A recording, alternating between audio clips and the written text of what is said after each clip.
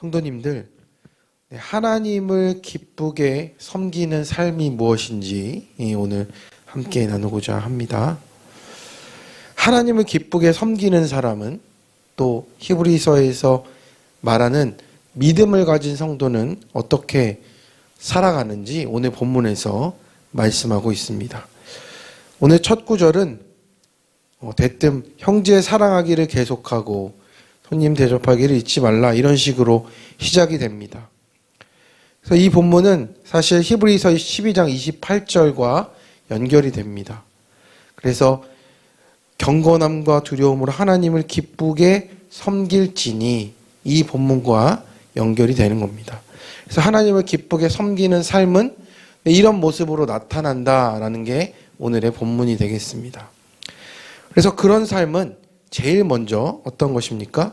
형제 사랑하기를 계속하는 것으로 나타난다라는 겁니다. 이 사랑이라는 것은 종교인이건 종교인이지 않건 모두에게 소중한 그런 개념입니다. 그런데 이 주님을 믿는 우리와 또 다른 종교 또는 종교를 가지지 않은 사람이 생각하는 사랑과는 결정적인 차이가 있습니다. 그것은 무엇이냐면, 사랑한다는 단어는 동일하지만 누구를 사랑하느냐에 따라서 그것이 다르다는 겁니다. 우리는 하나님의 사랑을 믿는 겁니다.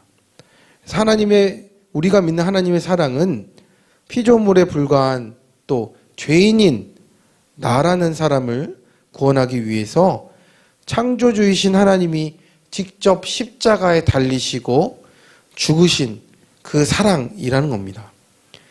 그 사실을 믿는 사람만이 기꺼이 주님을 따라서 십자가를 지는 사랑, 그러니까 남을 대신해서 지는 사랑도 질 수 있게 된다라는 겁니다. 그 주님의 사랑에 동참하게 된다라는 거죠. 이런 점에서 형제 사랑하기를 계속하고라는 것은 우리 일반적으로 생각하는 사랑을 뛰어넘는다라는 겁니다. 그래서 본문에서 형제라는 말은 신앙 공동체의 우리 구성원들을 모두 포함하는 겁니다. 우리 본문에서 보면은 이제 신앙생활을 하면서 우리가 옆에 있는 지체들을 형제라고 부르는데, 사실은 우리가 신앙이 흔들릴 때가 어느 때가 많습니까? 하나님 때문일까요? 아니면 사람들과의 관계 때문일까요? 네, 두 번째죠. 나는 하나님은 믿는데 교회는 안 나가. 왜 그런지 물어보면, 나 교회에서 상처받았어. 누구 때문에 이렇게 됐어. 이런 사람들이 더 많습니다. 그래서 참 그 문제가 참 어려운 문제이기도 합니다. 그래서 이렇게 내 신앙마저도 흔들어 놓는 그 사람까지도 사랑하라고 하는 말이 이 형제 사랑하기를 계속하고에 담겨 있다라는 겁니다. 겪어본 분들은 아시겠지만 그런 사람을 사랑으로 품기가 참 힘듭니다. 그럼에도 주님은 사랑으로 품으라고 오늘 말씀하시는 겁니다. 그 이유는 무엇이냐면 사실은 나를 위해서 그렇다라는 겁니다. 내가 상대방을 미워할수록 나는 영적으로 피폐해져 간다는 것을 우리가 경험해서 잘 알고 있습니다. 십자가에 달리신 예수님께서는 자신을 조롱하고 저주하고 배신한 사람들도 오히려 긍휼히 여기시고 저들의 죄를 용서해 달라고 그렇게 사랑으로 품으셨습니다. 우리는 그래서 주님의 사랑으로 형제 사랑하기를 계속하는 겁니다. 내 사랑이 아니고 내가 보는 내 사랑으로 하는 게 아니라 주님, 우리 십자가에 달리신 주님을 바라보면서 그것이 우리를 향한 사랑이었구나 라는 마음으로 형제 사랑하기를 계속하라는 것입니다. 두 번째로는 손님 대접하기를 잊지 말라, 이렇게 말씀합니다. 여기서 손님이란 주인이 원해서 초청해온 손님이 아니고 이방인 또는 나그네들을 가리키는 말입니다. 이제 유목민들에게 사람은 참 보기 힘든 존재였습니다. 왜냐하면 계속 이동하지 않습니까? 초원을 찾아서 이동하다 보니까 사람 보는 게 귀합니다. 그러다 보니까 손님을 대접하는 게 정말 중요한 일이었습니다. 그래서 손님이 오면 며칠을 묵고 가는 경우도 많았고요. 그리고 돈을 바라고 대접하거나 마지못해 대접하는 이런 경우들도 있었는데, 사실은 이런 손님을 대접하라는 것은 하나님의 말씀으로부터도 시작이 됩니다. 너는 이방 나그네를 압제하지 말고 그들을 학대하지 말라. 너희도 애굽 땅에서 나그네였다.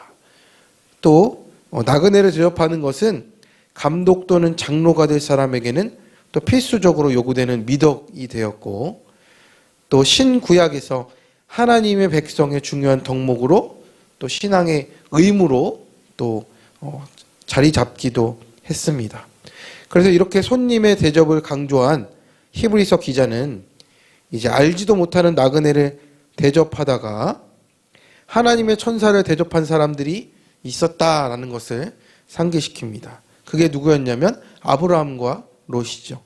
그래서 그들이 나그네를 대접하는 게 소홀했다면 하나님의 천사를 대접하지 못했을 것이다 라는 겁니다. 그들은 이렇게 나그네를 대접하는 일을 일상 중에 하나로 여겼기 때문에 하나님의 천사도 대접할 수 있게 된 겁니다. 그렇다면 성도님들, 우리는 지금 뭐 어떻게 해야 되겠습니까? 나그네를 우리가 막 대접하고 이럴 수는 없을 것 같고, 또 어려운 사람들 우리가 혹시 만난다거나 또 일상 중에 만나는 일을 우리가 정성껏 섬기는 것이 하나님을 기쁘시게 하는 일이라 생각합니다. 근데 중요한 것은 알아볼 수도 있고 못 알아볼 수도 있으니까 우리는 어떻게 하는 게 낫겠습니까? 그냥 섬겨주는 게 더 좋다라는 겁니다. 알아볼 수 있고 또 알아보지 못할 수도 있으니까 그렇게 하는 게 낫다라고 말씀하는 겁니다. 또 세 번째로는 타인의 입장에서 생각하고 행동해야 한다라고 말합니다. 그래서 인간은 본래 자기 중심적인데 또 이기적이기도 하고, 그래서 우리는 이제 혼자가 아닌 나와는 다른 사람들과 함께 살고 있기 때문에 우리의 삶에서 타인을 향하는 삶이 분명히 있어야 된다라는 겁니다. 그래서 교회 공동체는 다른 곳에 비해서 더 다양한 사람이 함께합니다. 나이 차이도 있고 또 생각 차이도 있고 또 믿음의 차이도 있습니다. 다 똑같을 수가 없습니다. 그래서 갈등이 생길 가능성이 매우 높은 것이죠. 그래서 부부, 자식과 부모, 친구, 또 교인 간에, 또 공동체 간에, 뭐 회사와 노조 간에 뭐 이런 갈등이 생기는 원인은 다 무엇입니까? 남과 내가 다르기 때문에 그렇습니다. 입장 차이가 있고 그 갈등을 해소하기 위해서는 어떤 것이 필요합니까? 나와의 차이점을 이해하는 것부터라고 말하는 겁니다.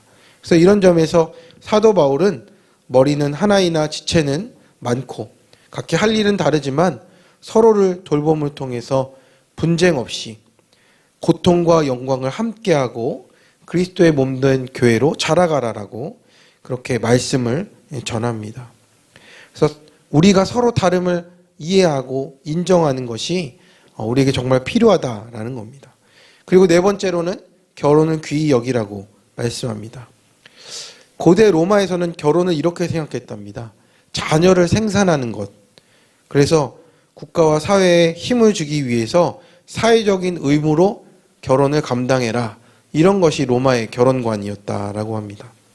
그래서 부부 사이에 친밀함도 없고 또 사랑도 없고 이제 성적인 충동도 노예나 다른 방법으로 해결을 하고 이혼도 즉석에서 이루어지고 배우자 가운데 한 사람이 나 결혼을 끝낼 거다 그러면 결혼이 끝났답니다. 이게 얼마나 충격적인 결혼가 아닙니까? 그러니 나중에 우리 믿음이 있었던 크리스찬 여인들이 나중에는 그 로마인들과 결혼하면서 결혼의 생활을 바꿔냈던 것을 우리가 기독교 역사를 통해서 보게 되기도 합니다. 그래서 믿음 안에서 결혼은 무엇입니까? 하나님의 섭리와 은혜입니다. 근데 시작이 다른 겁니다. 그래서 각기 다른 환경에서 태어나고 자란 남녀가 만난 것도 하나님의 은혜인데 남녀 서로가 사랑하게 된 것도 주님의 은혜, 또 한 몸을 이루고 살겠다고 결혼한 것도 하나님의 은혜라는 겁니다. 그래서 이 믿음을 잃지 않을 때, 이 은혜를 잃지 않을 때 서로를 이해하고 배려하고 더 깊이 사랑하고 어떤 역경에서도 헤쳐나가게 된다라는 겁니다. 그래서 결혼을 귀히 여기라는 말로 또 하나님을 기쁘게 섬기라고 말씀합니다. 그리고 다섯 번째로는 돈을 사랑하지 말고 자족하라고 하고 있습니다. 이렇게 탐심은 모든 악의 근원이 되기 때문에 이 돈을 바라보는 믿음도 우리에게 필요하다라는 겁니다. 돈은 필요하지만 삶을 살아가기 위한 수단이지 삶의 목적이 될 수가 없다라는 겁니다. 석유 수출 기구의 창시자인 알폰소라는 사람이 있는데 이 사람은 석유를 악마의 배설물이라고 불렀답니다. 왜 그런가 했더니 이 석유를 보니까 부의 원천이 되긴 하는데 많은 부정부패와 뇌물과 갈등의 매개물이다라는 것을 깨달았기 때문에 그렇게 불렀다라고 합니다. 그래서 우리도 마찬가지입니다. 돈이 삶의 목적이 되면 우리의 인간성을 상실하고 또 탐욕에 집착하게 만드는 그런 악마의 배설물처럼 사용되게 된다라는 겁니다. 그래서 히브리서 기자는 믿음 안에서 돈에 대한 태도로 자족을 설명하고 있습니다. 자신을 과시하는 삶이 아니라 자신의 형편에 맞게 사는 것이 믿음의 삶이다라고 말씀하는 겁니다. 그래서 히브리서 기자는 이 믿음의 삶을 왜 이렇게 자세하게 말씀하고 있습니까? 지금 유대인들과 그 전통 때문에 흔들리고 있는 이 히브리서 소신자들에게 이 같은 삶을 살도록 촉구하고 있습니다. 그리고 시편 118편 6절을 인용해서 여호와는 내 편이시라 내가 두려워하지 아니하리니 사람이 내게 어찌할까 이렇게 권면합니다. 왜 그렇습니까?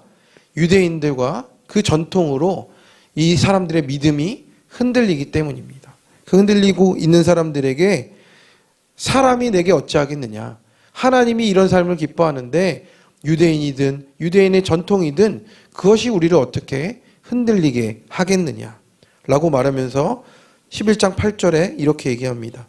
예수 그리스도는 어제나 오늘이나 영원토록 동일하시다 이렇게 말합니다. 우리의 믿음은 절대로 흔들리거나 변개할 수 없다. 우리는 그 하나님을 기쁘시게 하는 믿음의 삶을 살아가면 분명히 하나님께서는 그 모든 것을 보고 계신다.